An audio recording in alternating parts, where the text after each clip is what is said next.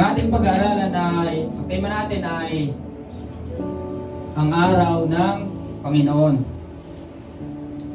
Ano ba ang araw ng Panginoon? Sabi nila, ba't hindi pa dumarating ang araw ng Panginoon? Napakarami ng tao na lumalapastangan sa kanyang salita. Sabi ba't hindi pa gumaganti ang Panginoon sa pagkabila ng pagiging Diyos niya. Ang tema natin, ang araw ng Panginoon. Ano ba ang araw ng Panginoon? Number 1, buksan po natin ang Sifanyas chapter 1 verse 2 hanggang 18. Ito po, basahin ko po. Ang sabi po, wawasagin ko ang lahat ng bagay sa balat ng lupa, sabi ni Yahweh. Verse 3. Pupuksain ko ang lahat ng tao at hayop. Papatayin ko ang mga ibon sa himpapawid at ang mga isda sa dagat. Ibabagsak ko ang masasama. Lilipulin ko ang sangkatauhan sa balat ng lupa, sabi ni Yahweh. Verse 4. Paparusahan ko ang lahat ng mamamayan ng Juda at ng Jerusalem. Wawasagin ko rin sa dagong ito ang mga nalalabing bakas ng pagsamba kay Baal at lubusan ng malilimutan ang mga paring naglilingkod sa mga Diyos-Diyosan. Verse 5. Kabilang dito ang mga maakyat sa kanilang bubungan upang sumamba sa araw, sa buwan at sa mga bituin. Ang mga taong kunway nanunumpa sa pangalan ni Yahweh, ngunit sa pangalan naman pala ni Melcom. 6. Silang mga tumalikod na sa paglilingkod kay Yahweh at hindi na humihingi ng patnubay sa Kanya. 7. Tumahimik kayo sa harapan ng Panginoong Yahweh sapagkat malapit nang dumating ang araw ni Yahweh. Inihanda na niya ang kanyang bayan upang ialay at inanyayahan niya ang kanyang mga panauhin upang wasagin ng Juda. Kaganini nag-uugong. Please. Di man lang.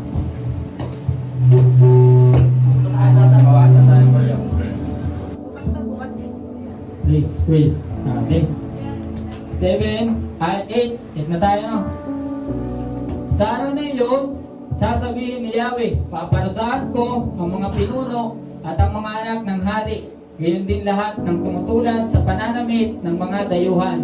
9. Paparusahan ko rin ang mga sumasamba sa mga Diyos-Diyosan, gayon din ang mga nagnanakaw at pumapatay upang mailagay lamang sa bahay ng kanilang Panginoon. Verse 10. Sinabi rin ni Yahweh, sa araw na iyon, maririnig ang malakas na pagtangis ng mga tao sa pintuang tinatawag na isda, mga panaghoy mula sa bagong bahagi ng lungsod, malalakas na ingay dahil sa pagguhok ng mga gusali sa mga burol. 11. Tumangis kayo mga naninirahan sa mababang lugar ng lungsod. Patay ng lahat ang mga ngalakal, ang mga nagtitimbang ng pilak ay wala na. 12.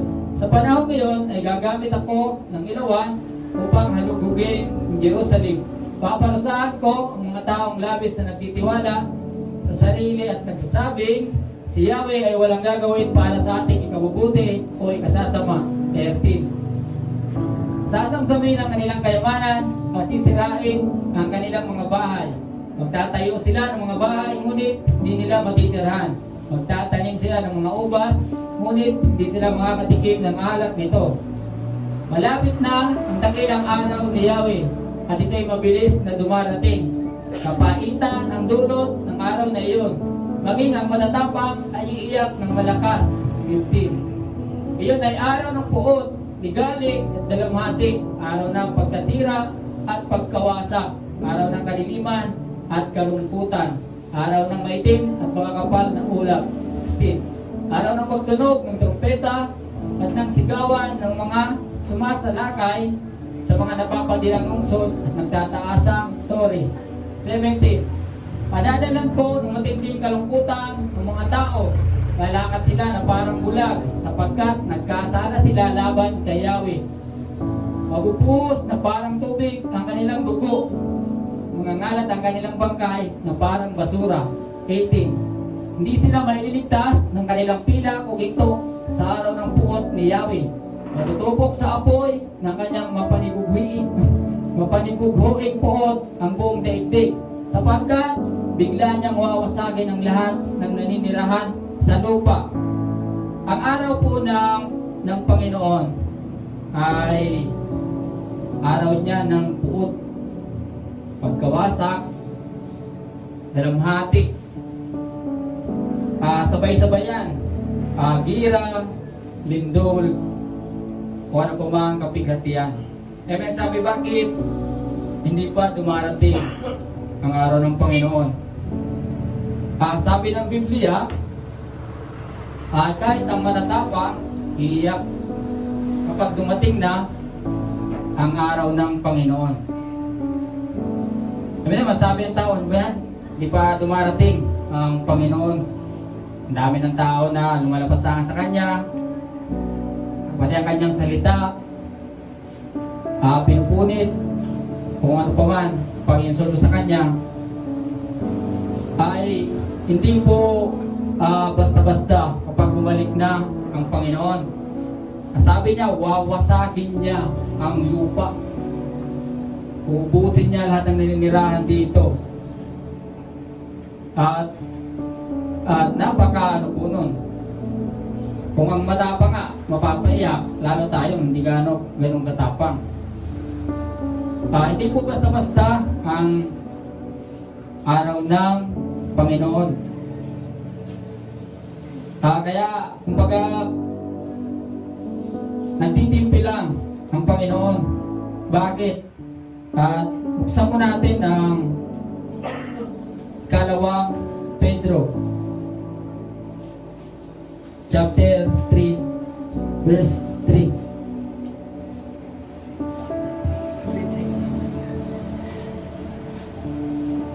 Ang tema natin ang araw ng Panginoon.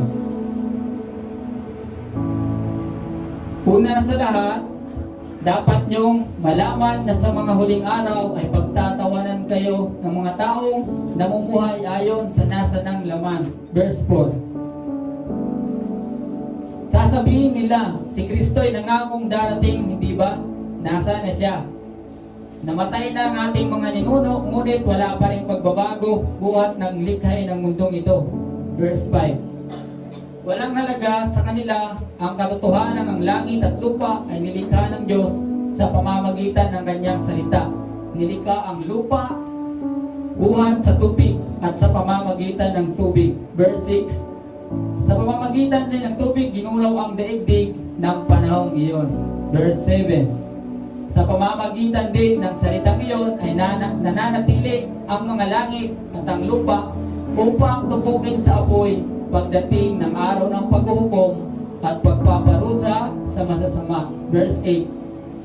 Mga minamahal, huwag niyong kalilimutan na sa Panginoon ang isang araw ay tulad ng 1,000 taon.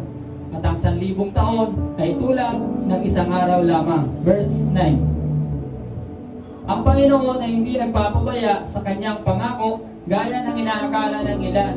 Hindi pa niya tinutupad ang pangako ngayon alang-alang sa inyo.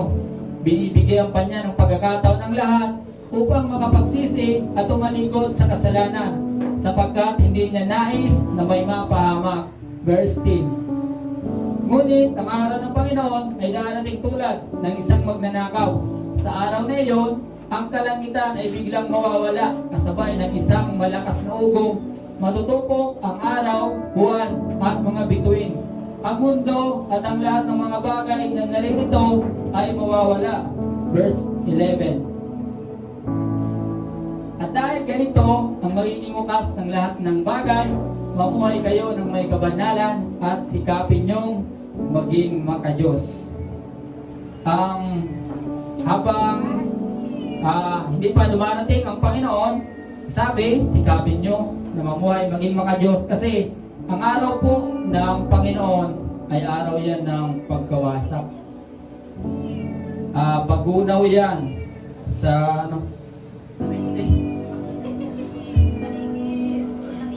Nakikiimin ang kuting. Amen ba? Amen. Ang kuting na nag-iimin, tayo pa. Manyaw siya. Walang ka kunyaw.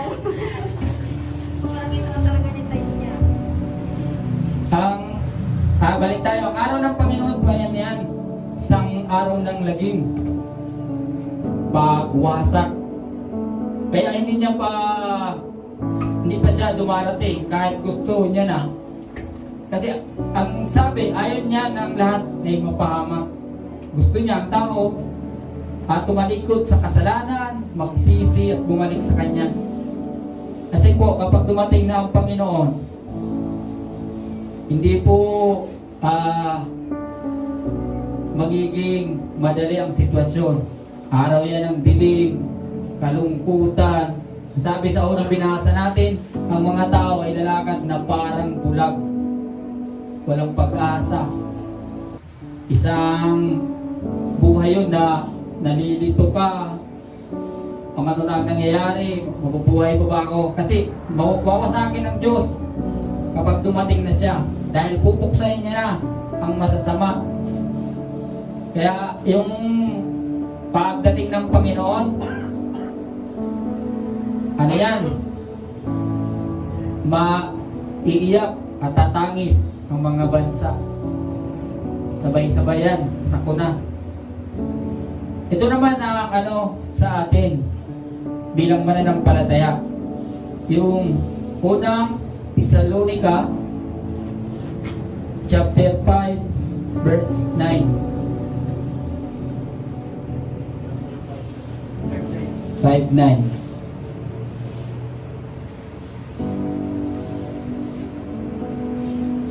Hindi tayo pinili ng Diyos upang parusahan, kundi upang iligtas sa pamamagitan ng ating Panginoong Jesucristo. Verse 10. Namatay siya para sa atin upang tayo'y mabuhay na kasama niya, maging buhay man tayo o patay sa kanyang muling pagparito. Yan po ang pangako sa mga mananampalataya.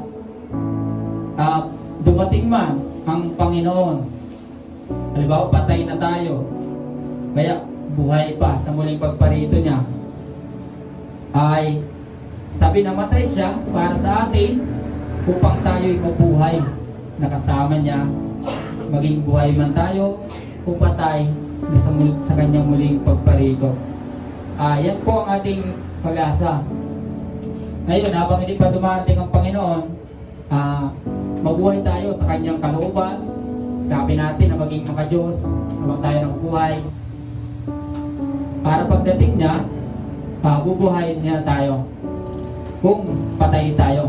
Kung abutan niya naman tayo ng buhay at karapat-dapat tayo, hindi na tayo mamamatay. Babaguhin tayo. Sa Facebook nga, yung mga friends ko parang na-rapture na eh. Nagbago na lahat. Ang gaganda na. Nagwapo. So, na-rapture ng mga friends ko. Facebook ay Nag-glow up. grabe. Ang photo lang, grabe. Ang ganda. Nagbago na yung itsura nila, parang pinalitan na ng katawang panlangit.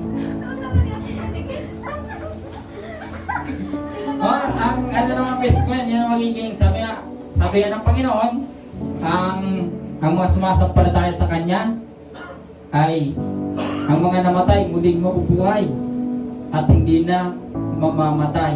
At ang mga buhay naman na aabutan niya, hindi mamamatay kailanman. Halimbawa, buhay tayo sa pagdating ng Panginoon. Ako, hindi tayo makakaranas sa kamatayan. Automatic, sabi ang katawang panglupa, papalitan niya ng katawang panglangit. Ang katawang namamatay, papalitan ng katawang hindi namamatay. Sabi, mahina. Kung sakaling patay naman tayo ng abutan, sabi, mahina at pangit na inilibing. Maganda at malakas na muling mabubuhay. Halimbawa, 60 ka namatay. Siyempre, o 70, ugod-ugod ka niya, ang ganda mo na yan eh. Wala ka ng ganda, wala ka ng gwapo. Wala ka na rin apil. Nandun na lahat ng kapintasan. Pero kapag muling nabuhay na ko, babalik ka sa malakas na antas ng iyong buhay, doon sa gwapo ka, maganda ka, walang kapansanan. Kaya dumating man ang araw ng Panginoon, basta nasa Panginoon tayo, sabi nga sa unang Tesalonica, hindi tayo pinili ng Diyos upang parusahan, kundi upang iligtas sa pamamagitan ng ating Panginoong Jesucristo. Kaya si brother Eddie Villanueva kagabi, maninting yung niya, sabi nga ninting nung kinakanta ng Banal na Espiritu. Kahit mainit, siksikan, dahil nag-aagawan sa oxygen ng mga tao, ay ang lamig ng oras na yon, andun ang presensya ng Panginoon, napaka-presko, kasi nga andun ang Banal na Espiritu. At pagkatapos, nagsalita siya, parang maiiyak siya, pigilan niya lang, kasi nangusap daw ang Panginoon sa kanyang nakapo siya, na ito nga niyang ginagawa natin, body of Christ. Sabi, ito ang magiging natin habang tayo ay nabubuhay. Hindi niya na lang tinuloy, parang patuloy ang ganitong mga natin habang nabubuhay ang bawat isa, nakabahagi sa katawan ni Kristo. Pinigilan niya lang yung mga sasabihin niya, para maiyak na kasi siya eh. Yung parang hindi mawawalan ng kabuluhan itong mga para sa Panginoon na ginagawa niyo. Kasi nga, kung titingnan, napaka-sacrifice talaga ng bawat isa sa atin na yon. Mainit, tapos mapagod, sige mo lang ang lakad, hanap ka ng pisto. Grabe ang tao talaga. Si Bia nga, yung pagbuhat niya sa Jimay, yes, sumasakit na yung puso ko. Kaya niya kaya. At tinulungan ko pag kay Jimay, pagbuhat. Yun, parang gusto ng Panginoon na habang hindi ako dumadating, magpatuloy kayo sa aktibidad, sa pag-iipon, para sa karangalan ng Panginoon. Dumating man ang araw na yon, ng Panginoon, pagdating niya na sinasabi na kagaya ng magnanakaw, walang nakakalam, ayos lang yun. Basta tayo sa Panginoon, hindi tayo pinili upang parusahan, hindi upang iligtas. Dumating man ang araw ng Panginoon na puno ng dilim at kalungkutan, ayos lang yun. Pinili tayo para iligtas, buhay man tayo o patay sa araw ng Panginoon. Ayun, courage lang, manatili sa bawat isa, patuloy na magkaroon ng relasyon na malalim sa Panginoon, at hanapin natin kalooban ng Panginoon sa bawat isa sa atin. Habang nabubuhay, ay hayaan natin ng Diyos ang mag-control sa buhay natin, sa mga desisyon. Sabi nga, huwag tayong liliko sa kaliwa, sa kanan. Patuloy lang sa landas ng gusto ng Diyos sa bawat isa. Yan, tayo po ay yumuko at manalangin. Amang Diyos,